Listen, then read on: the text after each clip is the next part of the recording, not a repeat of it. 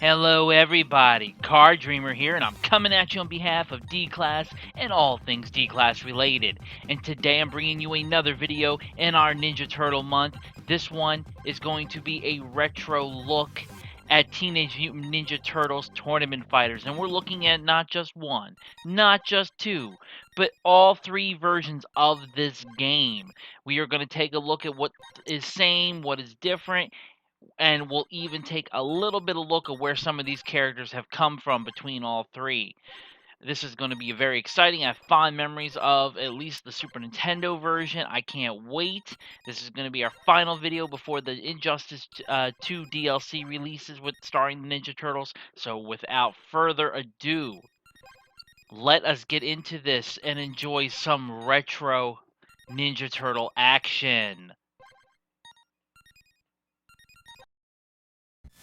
So the first game I want to talk about is the Nintendo version of Tournament Fighters, and this is the most drastically different for understandable reasons. This is the 8-bit version, and it's surprising that they even came out with this, as this was in the very dying days of the original Nintendo, with the SEGA Genesis and Super Nintendo having been out.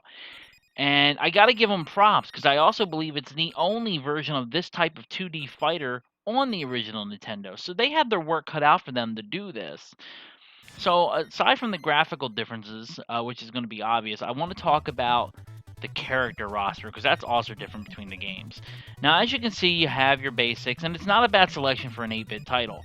You got Leonardo, Raphael, Michelangelo, and Donatello, and you got Casey Jones, Shredder at the end.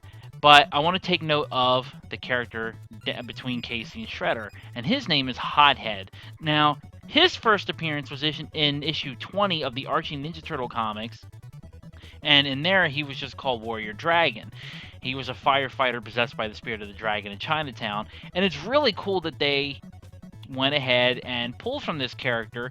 And this series, the Tournament Fighter games, pulled from sources that no other game is pulled from, and that is really, I gotta give them props for that. I think that's awesome and amazing.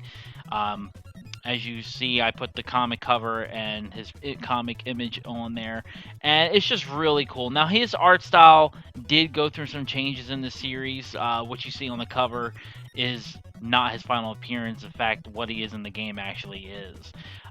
So I thought that was really cool, and I gotta give them props. So let's move on to the next feature of this title. So, aside from the graphical differences between the games, I would argue the story is the biggest difference between all three, actually. The Nintendo one is pretty straightforward.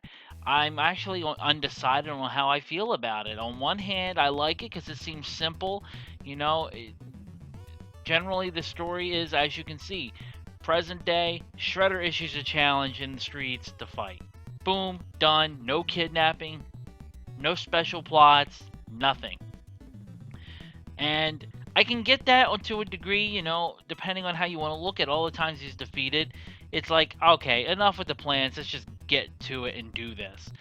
I can respect that. But on the other hand, it's so simple, and I don't know if that's because of the limitations of the original Nintendo, but you would expect something more. They just somehow get a letter without a mailing address, no attack. It's just weird.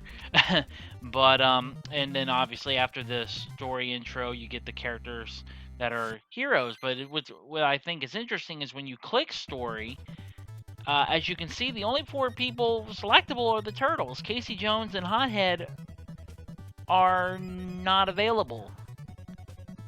They're only there for fighting. And so I thought that was really, really interesting.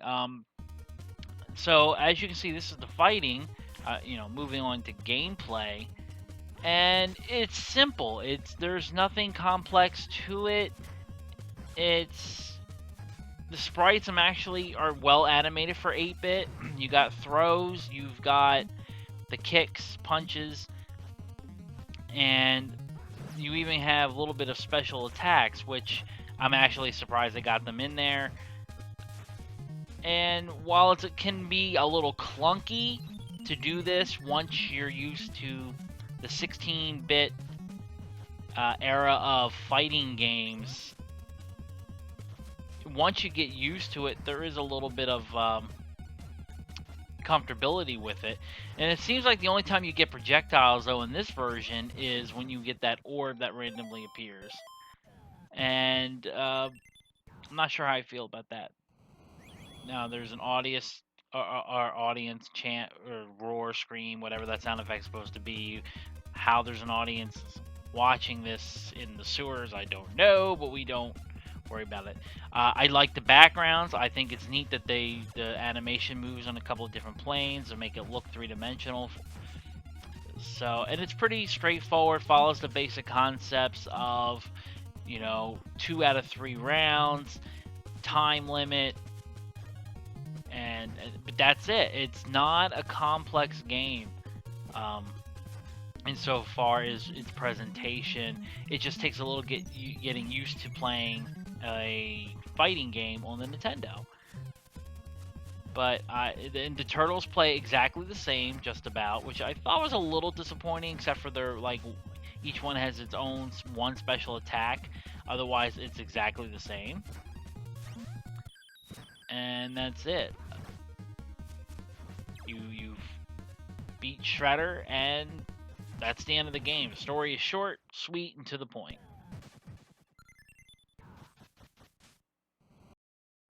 Finally, we have tournament mode, and this varies between the 3 as well, but I guess the gist is still it's just a tournament, best fighter wins. But on this one, you actually enter your name, and then there's this how many CPU players or so forth there are, and that's not in the other 2 versions. So I thought that was interesting as well. Obviously, here you can pick whoever you want, and actually, what's interesting, you can pick who the CPU is as well. That's interesting as well. That's never been done in the other 2 versions. But so the tournament's really simple. There is no story mode. It is simply straight out old school tournament. You got the ladder, and you fight until there's the best fighter wins at the final round or match. And it is what it is. It serves its purpose. And again, you have to bear in mind this is for the original Nintendo. But I thought it was neat that they still incorporated it. And I guess there isn't much to say about it. There's nothing to motivate other than just see who's the best and test your skills out without worrying about story or anything else. So with that in mind, let's move on to the next version.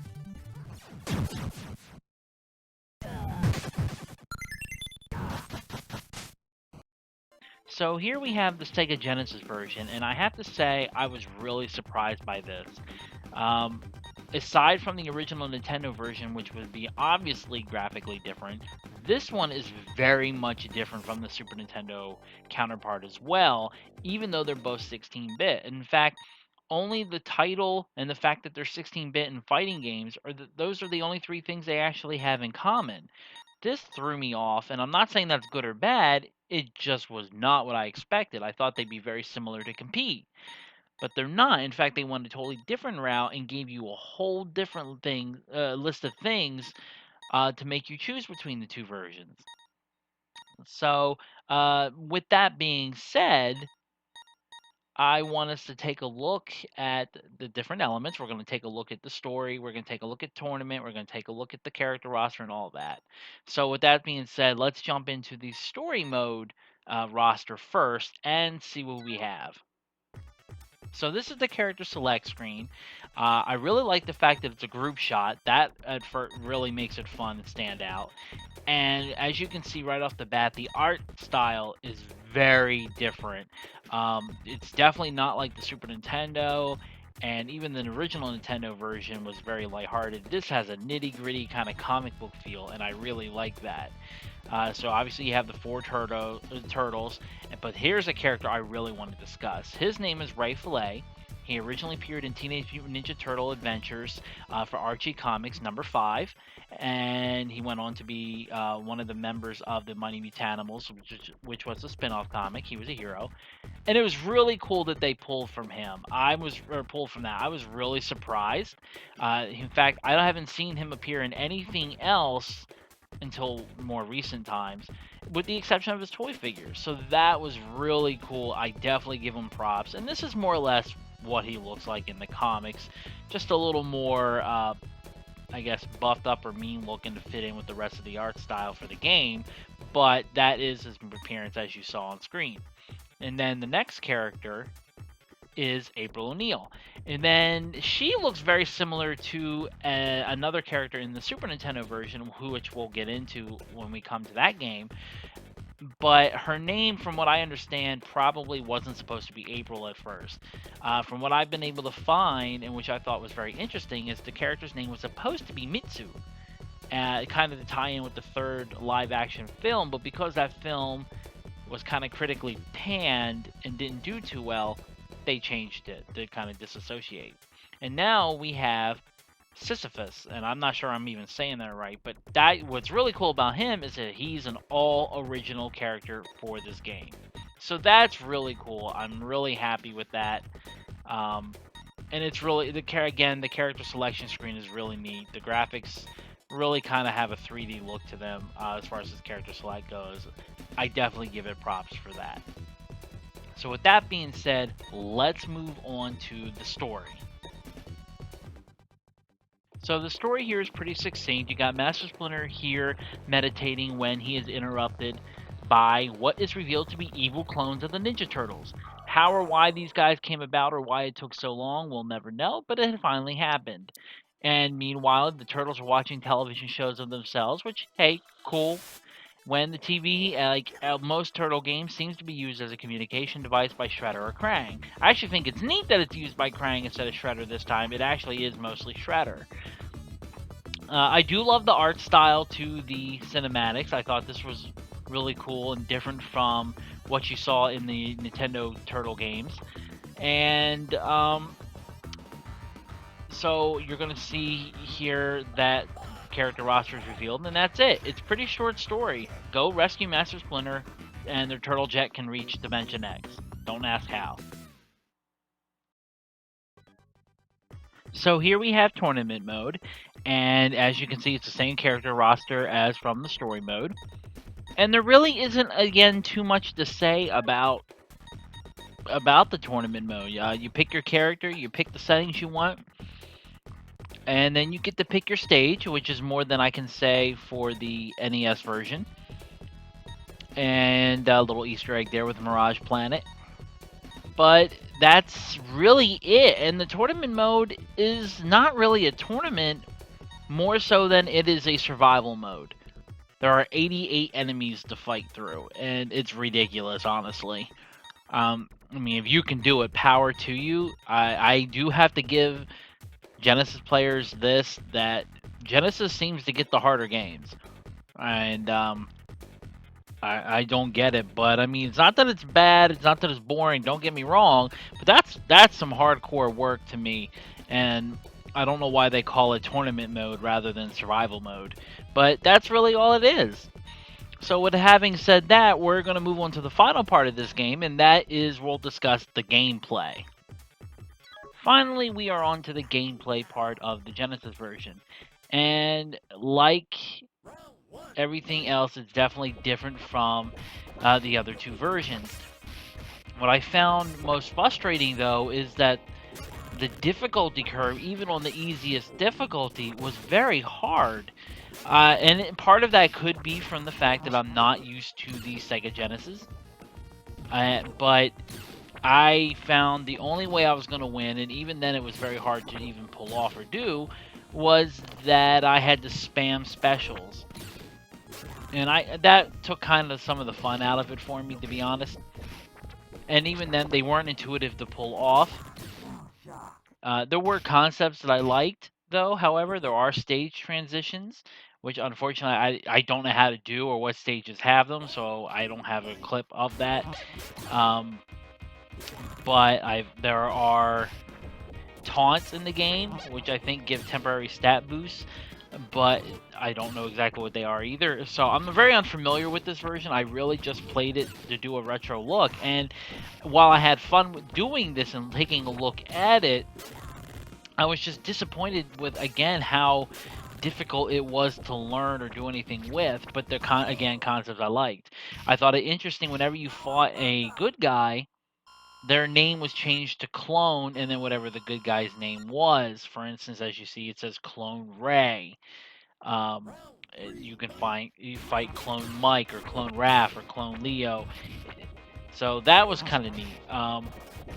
Seeing some of these characters that are unique to this version in battle was also fun.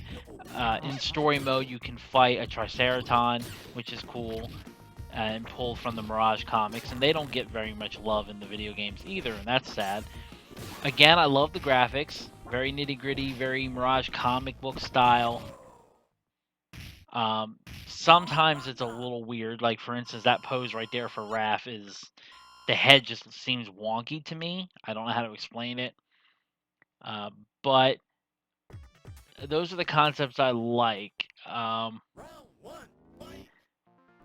It was very interesting. It's a little slow to pull off some of the moves too, but so I gotta give props to the Genesis players. If you were able to beat this game and be good at it, you earn my respect. So with that having said, this is Tournament Fighters for the SEGA Genesis, and we are going to move on now to the final version, and that is the Super Nintendo version. Here we are, final version of Tournament Fighters, this time for the Super Nintendo. This is the one that I know the most. This is the one I grew up with. This is the one I played a ton of. This is the one I was actually fairly decent at. And as you can see right off the bat, there is a graphical difference between the other two. This one is brighter, more vivid. This one also seems to take a more Street Fighter 2 approach than any of the other ones. This one, I'm not sure which universe you would say this is in. It pulls a lot from the cartoon, the original cartoon, as well as the Archie comics. So you could argue that this is in either one, especially since the Archie comics started off in the cartoon universe and then broke off and did their own thing. And I really love this game. It's vivid. The art style, like I said, is very it's just very blending of the comics and the cartoons and something familiar, but yeah, a little more depth. It's really, really good, and I'm very happy with this. So here we are at the character roster, and this is in the tournament mode where you have the biggest selection. And as you can see, it's actually the biggest selection within all three versions of the game. Obviously, you have the four turtles, Leonardo, Raphael, Donatello, and Michelangelo. But as you can see, we're not limited to just the turtles, and we're not even limited to just good guys. In fact, this is a very full roster. Starting here, you have Shredder, obviously a villain, very classic villain. Love his art style, too, by the way, in this, his look. But some of these are not either heroes or villains, or just anti-heroes. They're just gray area characters, and I think that's really cool that they did that. But right here is what I want to talk about. War, who made his first appearance in Teenage Mutant Ninja Turtles Adventures number 39. He represented one of the Four Horsemen. It was a part of a 3-issue crossover with the Mighty Mutanimals of this same company. And he was a really dark character. He was really cool. I really liked him and enjoyed him. And I'm not sure he got a representation outside of this game. So it was really cool to see him in here. Really, and his fighting style is actually really good too. And here you have Asuka, who is another original character in the franchise. And as you can see, she looks very similar to April from the SEGA Genesis version. And I think it's the same issue, whereas she was supposed to be called Mitsu and ended up not, because the third Turtle movie didn't do that well. Which is really kind of sad. I mean, I enjoyed the third Turtle movie, but we all have to admit it wasn't as good. And here we have Chrome Dome, who first appeared in the Ninja Turtle animated series.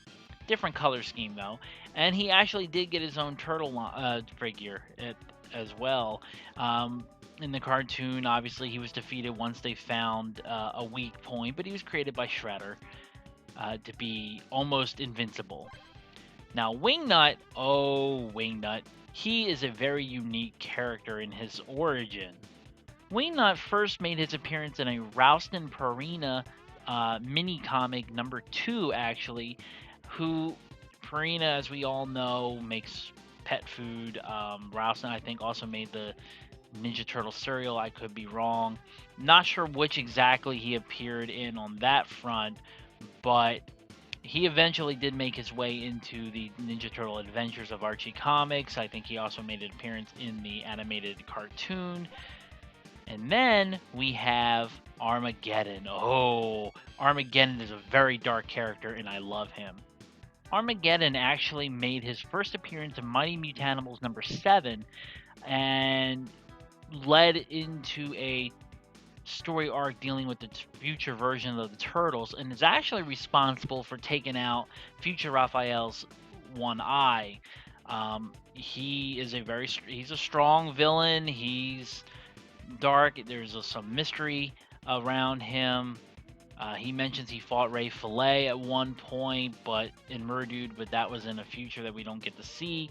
So it's really cool that he's in here. I'm really surprised. This is the only representation that I know of until more recent incarnations of him. And there is actually, I'm not going to show him here, but there's actually cheat codes to unlock 2 other characters, an original villain and main villain of the story arc for this game, Akira, I believe their name was, as well as Rat King for was a boss in the tournament mode. So that was really cool to have those 2 characters as additional ones to play with as well as fight. And you could also unlock bonus stages as well. So it's a very big roster. I really enjoyed that. And give them props and kudos. Again, they really pulled a lot from Street Fighter to give you that kind of variety. Moving on to the story, when you get to the character select, as you can see, you can only pick from the 4 turtles in this version. This is the same as the original Nintendo version, and the only difference is the Genesis version, in which you can actually pick other characters, which can be a win or loss depending on how you view it. When it comes to the story itself, I actually prefer this version over the other 2, simply because I feel like this one is executed better and there's more depth to it. The Genesis version was very to the point. Evil clones, kidnapped your master, come get them. And while sure, Master Splinter and April are kidnapped in this version, there's a little bit of a mystery who this new character is. The cutscenes are really nice. They have a kind of a blend between the comic and movie, Archie comics and movie feel. I just really like the execution. The color palette's a little brighter. It's not so nitty gritty. It does blend in with the cartoon in the sense that it uses the turtle blimp and all that. I really kind of feel this is in the Archie comics universe for the most part, but I could be wrong. That's just my hypothesis. And I like how the story, even instead of giving you this loading screen, the story continues as it's loading into the stage and even transitions to there. I thought this part was funny that coming up, as you'll see in a minute. No, basically, no matter what turtle you play as, Michelangelo is the one that jumps off. Don't know why or how he survives, but I really think this is well done. I really like it. I love the animation for the fighting and everything. I like how there's still dialogue when you enter the stage. It's just not going right to it. It's really well done.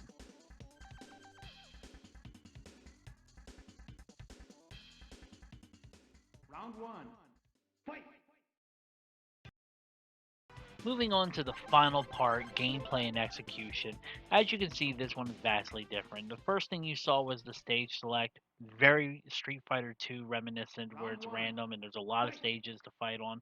And I like them all. They were really greatly done, with the exception of that weird band in the background. We don't have to talk about that. But I have to say, this is definitely feels the most balanced of all 3 versions. The Nintendo version was obviously weird just because it was 8-bit. It was weird to me. And then you had the SEGA Genesis version, which was very difficult and had a hard time with the 3 buttons. But you get used to it, I suppose, depending on what system you're on.